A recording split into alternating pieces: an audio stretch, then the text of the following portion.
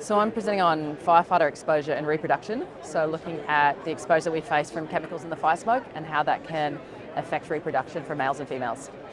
So this is research that I've been doing for the past 7 years, and I've been collecting human samples, so blood, urine, semen and breast milk from firefighters across Australia, and also getting over 700 firefighters to do a survey on their demographic, occupational history, reproductive history, and a range of different things to try and capture that information to overlay on their biosamples to see what exposures could be affecting what.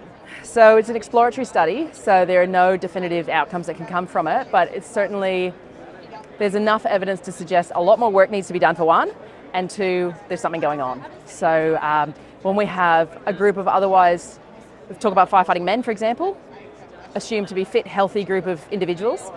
Fit, healthy individuals usually have better semen quality than the average of the World Health Organization, which is the base level for what the standard for fertility is. Our men were below. So, and our younger men were worse off than our older men, which is the reverse of what should happen. But when we overlay the data of exposure history, the younger men also had more frequent exposure. So again, no definitive outcomes can come from it, but it certainly suggests that there's something going on there, and it could be occupationally related. With breast milk, there's been one study globally so far, so this is the second, but this is the first one to look at a broad range of chemicals, exposures, and then to take that information and say, well, what does that mean for the breastfed infant? Let's take it the next step. Because it's interesting to see what's in breast milk, but that's looking at the mother's perspective, but we need to take it to the next level as well. If we start from the bottom, I'm a firefighter. I work operationally at fire stations. I attend these fires. I make safe and healthy choices. So I wash my hands regularly, I shower regularly, I launder my gear. I never put my stuff in the car, it's in a pod on the roof. All those kind of things that can help reduce exposure, the secondary risks of exposure.